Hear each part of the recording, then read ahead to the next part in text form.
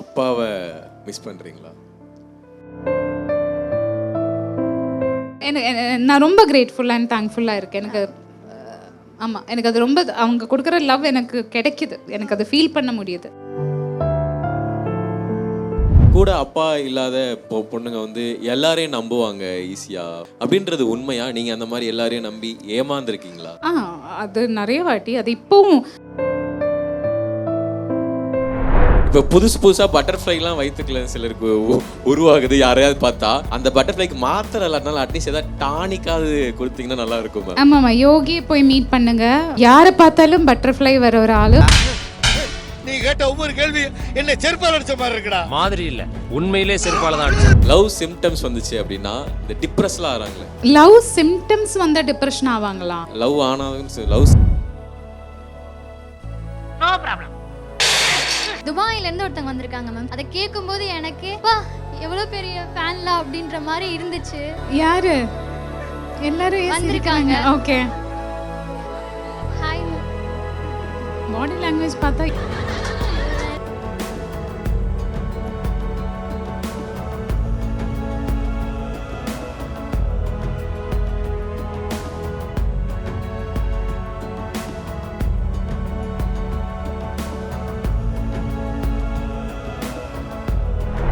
எல்லாருமே ஒவ்வொரு ஊர்ல இருந்து வந்திருக்காங்க. சென்னை மட்டும் இல்லாம நிறைய ஊர்ல இருந்து வந்திருக்காங்க. உங்களோட ஃபேன்ஸ் டிஸ்ட்ரிக்ட் ஸ்டேட் மட்டும் இல்லாம கண்ட்ரிலயுமே இருக்காங்க. ஸோ அங்க இருந்து உங்களுக்காக துபாயில இருந்து ஒருத்தங்க வந்திருக்காங்க மேம். சீரியஸா அதை கேட்கும்போது எனக்கு எவ்வளவு பெரிய ஃபேன்ல அப்படின்ற மாதிரி இருந்துச்சு. யாரு? அவங்க பேர் ஃபரீனா மேம். அவங்க மியூட்டட் பர்சன். கொஞ்சம் எல்லாரும் வந்திருக்காங்க. ஓகே. Hi ma'am. அவங்க மியூட்டட் பர்சன், அவங்களால பேச முடியாது. ஸோ ஆனால் அவங்க மேலே ஒரு லவ் இருக்கு. பாடி லாங்குவேஜ் பார்த்தா யோகியா இருக்கா? இல்லை இல்லை மேம், சிரிப்பா போச்சு உங்களோட. என்னன்னா, நான் காலெல்லாம் பார்த்து கண்டுபிடிக்கல. யாரோ ஏதோ பொண்ணு கையிலேருந்து செருப்பு வாங்கி, யாரு செருப்பு இது? யாரோ செருப்பெல்லாம் வாங்கி போட்டிருக்காங்க. பட் எப்படி கண்டுபிடிச்சே தெரியுமா? எப்படி மேம்? அப்படியே வந்து இப்படி பண்றாங்கல்ல, அப்படி பண்ணிட்டு இருந்தால அது நைட்டு பூரா இதைத்தான் ஒட்டினீங்களாடா அப்படின்ற மாதிரி. பெண்களே நல்ல நடக்கிறதுல தெரியுமா? அப்படிலாம் நாங்களே நடக்க மாட்டோம். நீங்க நடந்தா உங்களுக்கு வராதா? எனக்கு என்னது முன்ன இது மாதிரி போட்டதால தெரிஞ்சிருக்கு எனக்கு. Okay ma'am. யோகி போச்சு மேம், எல்லா பிளானும் போச்சு. நானா போச்சு. எங்கடா யாரா அவங்க? இது யாரு பிளான்? டீம் தான் மேம். டீம் தான். பேர் என்ன சொன்னீங்க? பேரு ஃபரீதா. உங்களுக்கு தெரியல? ஃபரீதான்னு ஆக்சுவலி இருக்காங்களே. ஆமா, ஒருத்தங்க அவங்களோட வாங்கிட்டு வந்தோம். அவங்களோட தான் அது. அப்படியா? சீக்கிரம் கழட்டி கொடுத்துடு, ஸ்வெட்டல் ஆகிறதுக்கு முன்னாடி. Okay ma'am, thank you ma'am. Okay, சீக்கிரம். அவ்வளோதான், ஒட்டினதெல்லாம் வேஸ்ட். என்னால பார்க்க முடியலப்பா. சீக்கிரம். வெளியே இருக்கவங்க நல்லா இருக்குன்னு வேற சொன்னாங்க. எங்க வீர நீங்க வந்தீங்க, உங்க ஃபேன்ஸ் எல்லாம் பாத்தீங்க, அவங்களும் உங்களை நோக்கினாங்க, நீங்களும் அவங்கள நோக்கிட்டீங்க. ஒரே லவ் வாங்கியா போயிடுச்சு. இந்த லவ் எப்படி இருக்கு மேம்? அதுதான் நான் இவ்வளோ நேரம் சொல்லிட்டே இருந்தது. ரொம்ப ரொம்ப ரொம்ப ரொம்ப நல்லா இருக்கு. நான் கொடுத்து வச்சிருக்கு. அண்ட் இந்த அளவுக்கு ஒரு லவ் நான் இது வரைக்கும் என் லைஃப்ல எக்ஸ்பீரியன்ஸ் பண்ணதில்லை. அவ்வளோ எனக்கே ரொம்ப ஃபீல் ஆகுது. அந்த அந்த லவ் எனக்கே தெரியுது, கண்ணில் தெரியுது மேம். நீங்க கண் கலங்கி சொல்றீங்க அப்படின்னு. நான் ரொம்ப கிரேட்ஃபுல்லாக அண்ட் தேங்க்ஃபுல்லாக இருக்கேன். எனக்கு ஆமாம், எனக்கு அது ரொம்ப அவங்க கொடுக்குற லவ் எனக்கு கிடைக்குது, எனக்கு அதை ஃபீல் பண்ண முடியுது. மேம், நீங்கள் வந்து ஒரு 5 பேசிக்கான ரதிக்கிட்ட கேட்குற ஒரு கொஸ்டின் மேம். நம்பர் 1, ஒரு க்ரெஷ் வராங்க மேம். திடீர்னு பார்த்தா அந்த லவ் அட் ஃபர்ஸ்ட் சைட்டில் விழுந்துடுறாங்க. அவங்களுக்கு வந்து ஒரு நல்ல ஒரு மாத்திரை மருந்து கொடுக்குறோம்னா என்ன கொடுப்பீங்க? திங்க் பண்ணுறதுக்கு மாத்திரை கொடுப்பாங்க. யோசிக்கணுமா? யோசிக்கிறதுக்கு மாத்திரை கொடுப்பாங்க. Okay ma'am. Ma'am, Monday morning வந்து ஆஃபீஸ் போகிறதுக்கு ரொம்ப டயர்டாக இருக்கும், ஒரு மாதிரி அலர்ஜியாக ஃபீல் ஆகுது மேம். இதுக்கு ஏதாவது டேப்லெட் இருக்கா? ஸ்லீப். நல்லா தூங்குனா மண்டே ஃப்ரெஷ்ஷாக எழுந்திரிச்சு போகலாம். ஓகே. இப்போ புதுசாக பட்டர்ஃப்ளைலாம் வயிற்றுக்குள்ள சிலருக்கு உருவாகுது. யாரையாவது பார்த்தா எத்தனை பட்டர்ஃப்ளை செத்தாலும் புதுசாக உருவாகுது. அந்த பட்டர்ஃப்ளைக்கு மாத்திரை இல்லாதனால அட்லீஸ்ட் ஏதாவது டானிக்காவது கொடுத்தீங்கன்னா நல்லா இருக்கும் மேம். ஆமாம்மா, யோகி போய் மீட் பண்ணுங்க. யாரை பார்த்தாலும் பட்டர்ஃப்ளை வர ஒரு ஆள். அப்போ உங்களுக்கு புரிஞ்சிடும் இந்த பட்டர்ஃப்ளை வந்து அவ்வளோ நல்லா இல்லைன்னு உங்களுக்கே தானாக புரிஞ்சிடும். யோகி கிட்ட ஒரு அப்பாயின்மெண்ட் எடுத்துருங்கன்னு சொல்லும். நான் ஏதோ பாசிட்டிவாக சொல்ல வரீங்க அப்படின்னா ஓகே. லவ் சிம்டம்ஸ் வந்துச்சு அப்படின்னா இந்த டிப்ரெஸ்லாம் ஆகிறாங்களே அவங்களுக்கு என்ன சொல்லலாம்? ஒரு நல்ல ஒரு மருந்து.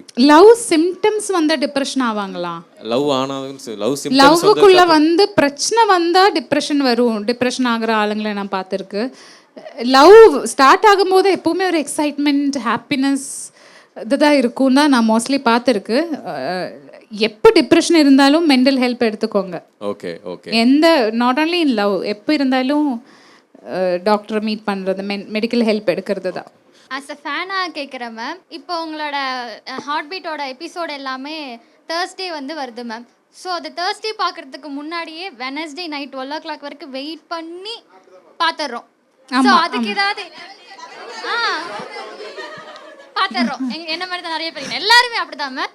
ஸோ அதுக்கு என்னமா பண்ணுறது? தூக்கம் வர மாட்டேங்குது மேம். கரெக்டாக தேர்ஸ்டேல மட்டும் தூக்கம் வர மாட்டேங்குது வெனஸ்டே நைட்லேருந்து. அது ஒரு வியாதி இல்லையே, அது ஒரு பிரச்சனை கிடையாது. நல்லது தானே. ஓகே. அதுக்கு மாத்திரம் தேவையில்லை.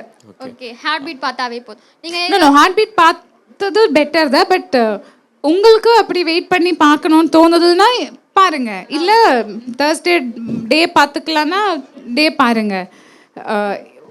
எது உங்களுக்கு அந்த அட்ரினலின் ரஷ் அந்த ஹாப்பினஸ் உங்களுக்கு எது கொடுக்குதுன்னா அது பண்ணுங்க. ஆரம்பத்துல இருந்தே சின்ன வயசுல இருந்தே உங்களுடைய உலகம் பெண்களால் நிறைஞ்சதா இருக்கு. அம்மா, சிஸ்டர், இந்த மாதிரி தான் இருந்தது. அந்த உலகம் எப்படி இருந்தது? சின்ன வயசில் சொல்ல முடியாது. ஒரு 4th ஸ்டாண்டர்ட் வரைக்கும் அப்பா இருந்துச்சு. அப்போ வந்து ஃபுல்லாக மென் இருந்துச்சு. என்னோட அப்பாவோட பிஸ்னஸ் அப்படி. ஸோ எப்பவுமே வீட்டில் நிறைய ஆளுங்க இருப்பாங்க. அப்பா பார்க்க நிறைய ஆளுங்க வருவாங்க. அது வந்து என்னோட ஒரு 8-9 வயசு வரைக்கும். அதுக்கப்புறம் தான் அம்மா நானும் தங்கச்சியும் இருந்திருக்கோம். அந்த டிஃப்ரென்ஸ் என்னன்னு அப்போ தெரியாது. இப்போ தான் நிறைய விஷயங்கள் தெரியுது. நாங்கள் என்ன மிஸ் பண்ணியிருக்கோம். அது வந்து நம்மளோட சோஷியல் கண்டிஷனிங் அப்படி. எப்பவுமே வந்து வீட்டில் ஒரு ஆண் இருக்கணும், அப்போ தான் அந்த வீடு சேஃபாக இருக்கும், எல்லோரும் ப்ரொடெக்டிவாக இருக்கும். அந்த மாதிரி ஒரு ஃபீலிங் தான் நம்மளுக்கு சின்ன வயசுலேருந்து கொடுத்துருக்கோம். ஸோ அந்த ஃபீலிங்கில் வளர்ந்ததுனால எனக்கு கைட் பண்ணுறதுக்கு, என்னை ப்ரொடெக்ட் பண்ணுறதுக்கு, சப்போர்ட் பண்ணுறதுக்கு அப்பா இல்லையேங்கிற ஒரு ஃபீலிங்கில் தான் வளர்ந்துருக்கோம். அது நம்மக்கிட்ட அப்படி தான் சொல்லியிருக்கோம். ஒரு ஆணால் தான் காப்பாற்ற முடியும்னு சொல்லியிருக்கோம். ஆனால் இப்போ எனக்கு தெரியுது எல்லாருக்குமே நம்மளை காப்பாற்றலாம் அப்படி. எனக்கு இப்போ அது எனக்கு கொஞ்சம் புரிய வந்துச்சு. அண்ட் இன்னொன்று,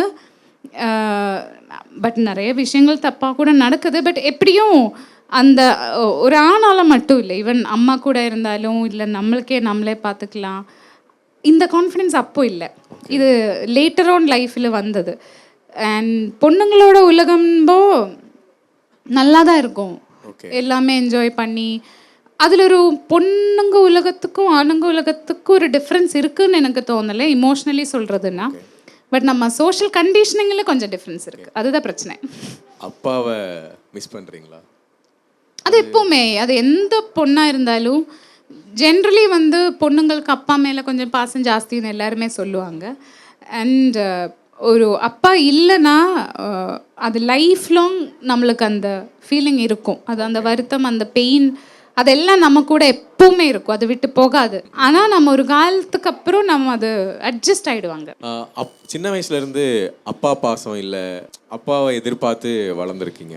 கூட அப்பா இல்லாத பொண்ணுங்க வந்து எல்லாரையும் நம்புவாங்க ஈஸியாக.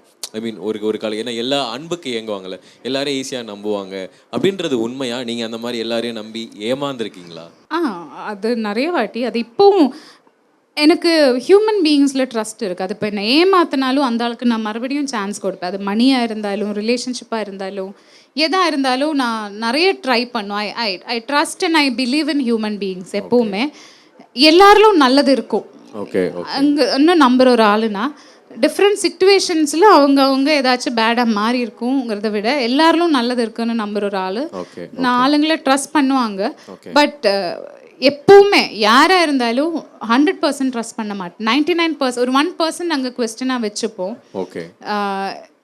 அப்பா இல்லாத பொண்ணுங்களை நிறைய ஏமாந்துறதுன்னு சொல்ல முடியாது. அது எப்படின்னா, நம்ம அந்த மென் பொறுத்து அந்த லவ்வில் வந்து அப்படி இருக்கிற மாதிரி இருக்கலாம். என்னென்னா நம்மளுக்கு தெரியாது இல்லை ஒரு மென்னோட லவ் எப்படி இருக்கும். அப்போது திடீர்னு ஒரு மென் லவ் கிடைக்கும்போது நமக்கு புரியாமல் நம்ம மாட்டுறது. அதனால தான் கேட்டேன், அதை நீங்கள் எப்படி ஹேண்டில் பண்ணீங்க அப்படின்னு சொல்லிட்டு. அப்படி எனக்கு தப்பா அந்த மாதிரி எதுவும் நடக்கல. Okay okay. அந்த மாதிரி ரிலேஷன்ஷிப்பில் எனக்கு நடக்கல. நாங்கள் சிங்க் ஆகலை, 2 பேரும் டிஃப்ரெண்ட்டாக இருந்துச்சு. அதுதான் எனக்கு நடந்துச்சு. ஓகே.